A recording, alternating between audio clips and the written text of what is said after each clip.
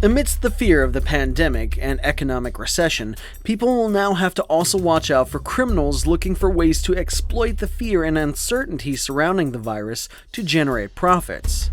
Today's video is the international COVID-19 Fraud Unmasked. This is Fraud Explained.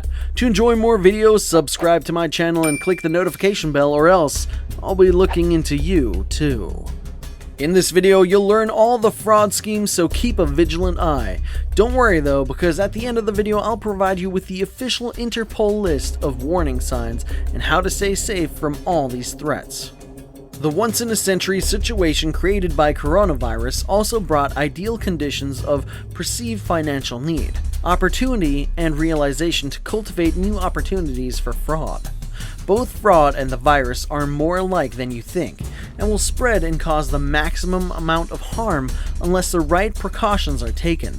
Given the current economic uncertainty, the slim chance for actually receiving state stimulus packages and the huge possibility of being scammed haunts us all. At the heart of the matter, it's the sky-high demand and rock-bottom supply of surgical masks and other medical supplies the criminals capitalized on to run a range of financial scams. There have been many fake shops, websites, social media accounts, and email addresses claiming to sell these items that have sprung up online. But instead of receiving the promised masks and supplies, unsuspecting victims have seen their money disappear into the hands of the criminals involved. This is one of the several types of fraud schemes connected to the ongoing global health crisis, which have been reported to Interpol by authorities in its member countries.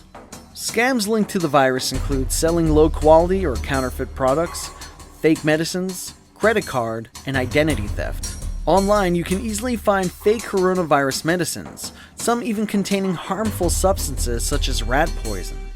Even some genuine medicines in the market have been stolen or compromised, making them ineffective or contaminated.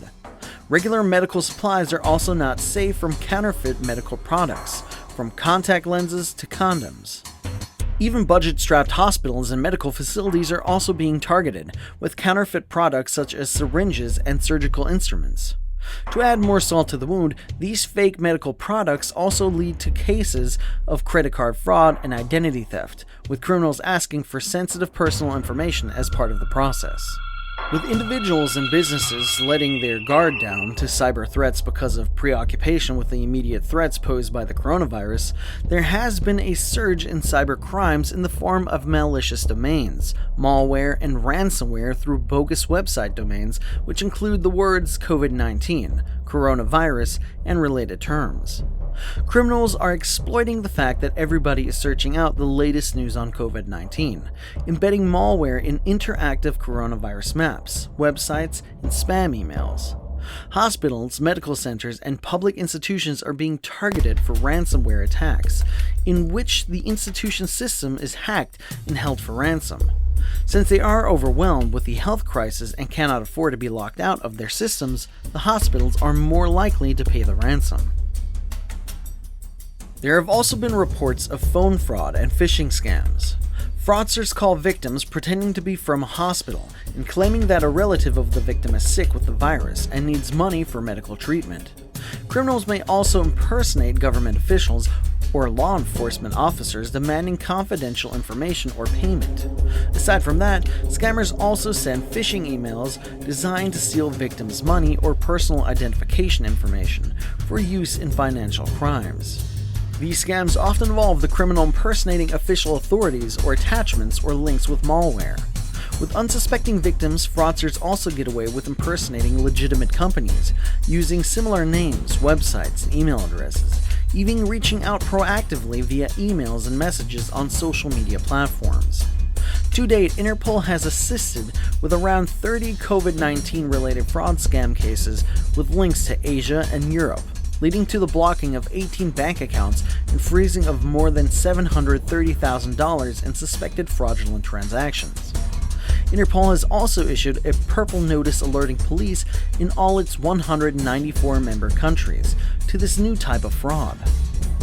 An Interpol purple notice aims to seek or provide information on modus operandi, objects, devices, and concealment methods used by criminals. To give you an idea, monetary losses have been as high as hundreds of thousands of dollars in a single case, with crimes crossing international borders. Interpol's Financial Crimes Unit is receiving information from member countries on a near daily basis regarding fraud cases and requests to assist with stopping fraudulent payments. Cases have primarily been in Asia, but the criminals have used bank accounts located in other regions such as Europe to appear as legitimate accounts linked to the company being impersonated. In one case, several bank accounts in multiple European countries were set up to receive payments from a victim in Asia. After the crime was reported, national authorities blocked some of the payments, but others were quickly transferred by the criminals to the second and even third bank accounts before they could be traced and blocked.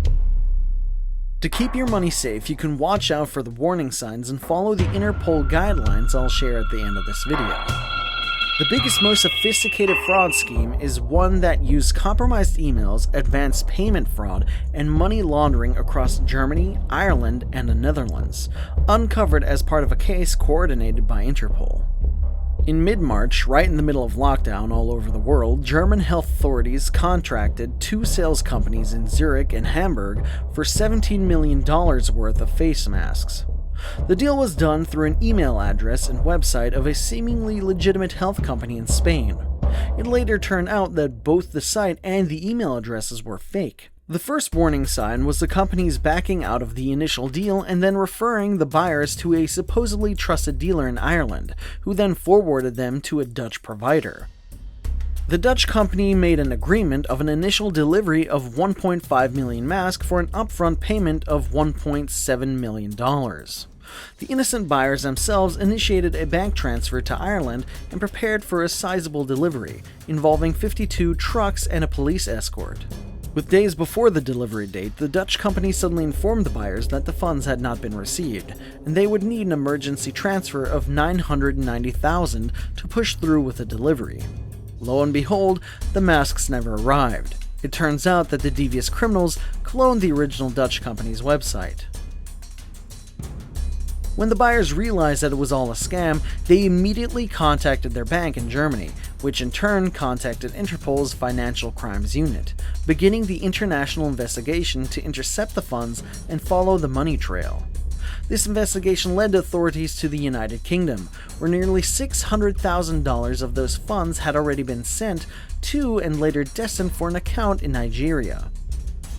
Through the elaborate collaboration of international authorities, the UK bank recalled the full amount and returned to the Netherlands, frozen by authorities. The operation also led to the arrest of two suspects in the Netherlands. With more arrests forthcoming, authorities worked on leads generated by seized devices. With this, Interpol advises the public to be constantly vigilant. If you're looking to buy medical supplies online or receive emails or links offering medical support, be alert to the signs of a potential scam to protect yourself and your money. Independently verify the company or individual offering the items before making any purchases. Be aware of bogus websites. Criminals will often use a web address which looks almost identical to the legitimate one.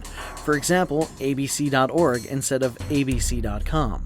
Check online reviews of a company before making a purchase. For example, have there been complaints from other customers citing failure to deliver the promised products?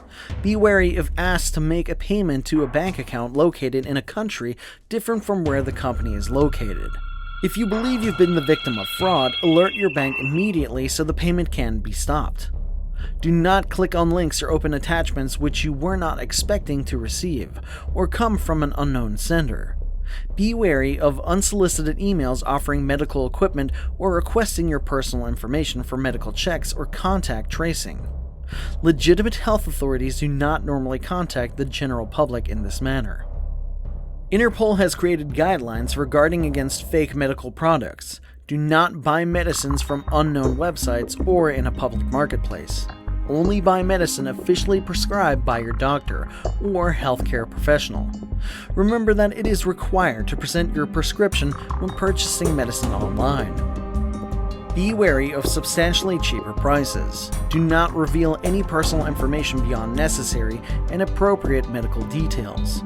Compare the medicines against your usual prescription to doesn't contain different amounts of key ingredients, look different, or have spelling errors on the packaging?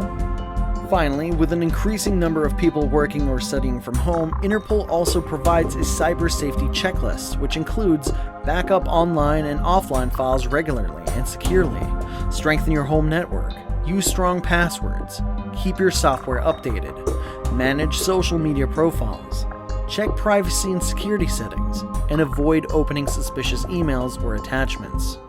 I know it's a stressful time for everyone, so let's all do our part in reporting fraud and staying vigilant of scams and fraud schemes. How do you keep yourself and your family safe from the internet scams? Share your tips in the comments down below, and I'll be responding to all comments in the first hour. Another aspect of fraud worth noting is money laundering. Learn about it and how it affects you in my related video, How Money Laundering Works. Stay tuned, stay educated.